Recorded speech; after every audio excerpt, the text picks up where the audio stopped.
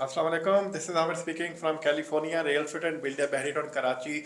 आज हम एक न्यू गुड न्यूज़ के साथ यहाँ मौजूद हैं। जैसा कि आप जानते हैं कि recently state bank of Pakistan ने 17 दिसंबर को एक न्यू अनाउंसमेंट की है और वो पाकिस्तान के लिए, बिज़नेस के लिए और पाकिस्तान के लिए बहुत बड़ी गुड न्यूज़ है। उन्होंने 2% जो इंटरेस्ट रेट मज़ीद कट की है और अब 13% इंटरेस्ट रेट मौजूद है।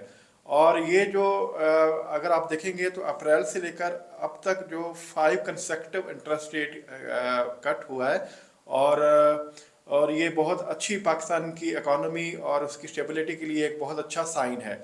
अब हम अगर देखना चाहेंगे इंटरेस्ट रेट क्यों कम हो रहा है, इसकी बेसिकली अगर पीछे लॉजिक देखेंगे, अगर तो हम ग्लोबल लेवल पे देखें, ये पूरी दुनिया में कोविड के बाद जो इकॉनमी है वो रिकवरी की तरफ है। रिसेंटली कनाडा में भी 0.5% इंटरेस्ट रेट कम हुआ है, इस तरह दूसरे कंट्रीज़ में भी इंटरेस्ट रेट कम हुआ है। और अगर हम पाकिस्तान में देखें तो इंटरेस्ट रेट इसलिए कम हुआ है क्योंकि पाकिस्तान में जो इन्फ्लेशन है वो बड़े कंट्रोल में आ रही है और लास्ट ईयर में 28% जो इन्फ्लेशन है वो डिक्रीज़ हुई है।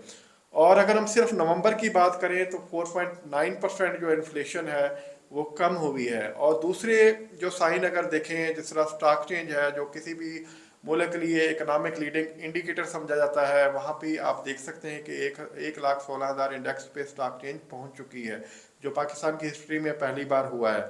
इसके अलावा अगर हम रेमिटेंस की बात करें जो ओवरसीज से हमें आती है, तो 2.9 बिलियन जो लास्ट नवंबर में रेमिटेंस आए हैं, जिसका अगर कंपैरिजन करें 2023 में तो ये 20% इंक्रीज़ है। और इसी तरह अगर हम ट्रेड की बात करें तो 12% 9% जो है वो ट्रेड जो है, एक्सपोर्ट जो है वो इंक्रीज़ हुई है। और जो ट्रेड डेफिशिट है वो 7.93% कम हुआ है। एक क्लियर पिक्चर है कि पाकिस्तान की इकॉनमी एक स्टेबिलिटी की तरफ जा रही है। पाकिस्तान में पॉलिटिकल स्टेबिलिटी भी आ चुकी है, इकोनॉमिक स्टेबिलिटी भी आ चुकी है। और इसलिए जो इंटरेस्ट रेट बहुत कम हो गया है और वो उसी रेट पे है जो 2022 में था, और इन्फ्लेशन आज के दौर में उसी रेट पे है जो 2018 में थी। और अब हम इन चीज़ों को देखते हुए हम इन चीज़ों को अपनी इंडस्ट्री, जो रेलिवेंट इंडस्ट्री है रियल एस्टेट से, कैसे रिलेट करेंगे कि इसका इम्पैक्ट जो है पाकिस्तान में हर इंडस्ट्री, हर सेक्टर पे आएगा, तो रियल एस्टेट में इसका इम्पैक्ट क्या हो सकता है। जैसा कि आप जानते हैं कि 2022 में जब पाकिस्तान में इकोनॉमिक क्राइसिस आया, पॉलिटिकल इंस्टेबिलिटी आई, तो इंटरेस्ट इन्फ्लेशन बहुत ज़्यादा हुई, उसकी वजह से इंटरेस्ट रेट बहुत ज़्यादा इंक्रीज़ हुआ। तो लोगों का जो ट्रेंड था, जो या इन्वेस्टर थे, वो सेविंग अकाउंट की तरफ, बैंक का सेक्टर की तरफ चले गए। तो उसकी वजह से जो दूसरे सेक्टर है वो बहुत ज़्यादा डिस्टर्ब हुए, स्पेशली जो रियल एस्टेट की इंडस्ट्री थी वो बहुत ज़्यादा डिस्टर्ब हुई। तो इस वजह से लोग रियल एस्टेट में इन्वेस्टमेंट नहीं करते थे। लेकिन चूंकि आप लास्ट ईयर में अब देख रहे हैं कि पाकिस्तान की जो इकानमी है वो रिकवरी की तरफ है, स्टेबिलिटी की तरफ है, इंटरेस्ट रेट जो है वो 22% से 13% पे आ गया है।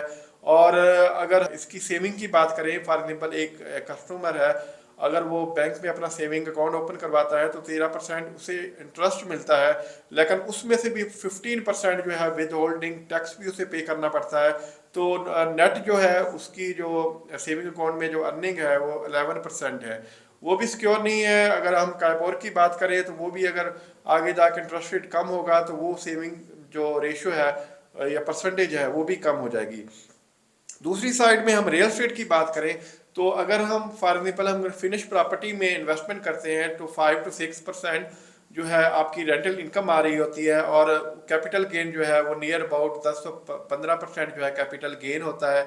तो इस तरह दोनों की जो नेट इनकम है रियल एस्टेट में वो 15 to 20% होती है। तो इसलिए आपने लास्ट कुछ मंथ से देखा है कि बहरी टाउन में कस्टमर का बहुत ज़्यादा फ्लो हो गया है, लोग बहुत ज़्यादा इन्वेस्टमेंट के लिए आ रहे हैं, एंड यूज़र बहुत ज़्यादा आ रहे हैं, बहुत ज़्यादा विला और अपार्टमेंट की सेल परचेज पे बहुत ज़्यादा काम हो रहा है।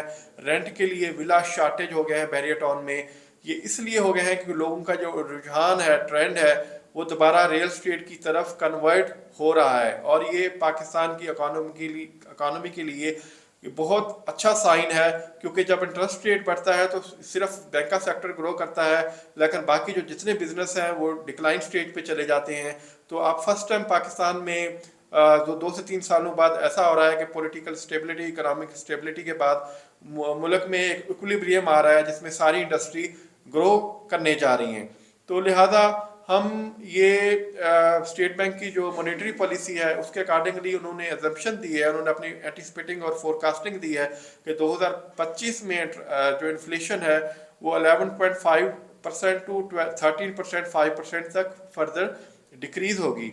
और जो इंटरेस्ट रेट है वो हम एंटिसिपेटेड कर सकते हैं स्टेट बैंक की रिपोर्ट के मुताबिक कि वो सिंगल डिजिट पे जाएगा। इन सारी चीज़ों को देखते हुए जो रियल स्टेट में है वो इन्वेस्टमेंट बढ़ेगी और रियल स्टेट में जो रिटर्न है वो काफ़ी बेहतर होगा।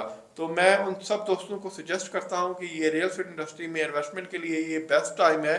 आपने चाहे बुकिंग के ऊपर चीज़ लेनी है या आपने कोई फिनिश प्रॉपर्टी लेनी है, ये आइडियल और बेस्ट टाइम है। तो इंशाल्लाह नेक्स्ट वीडियो के साथ मिलेंगे। थैंक यू, अल्लाह हाफिज़।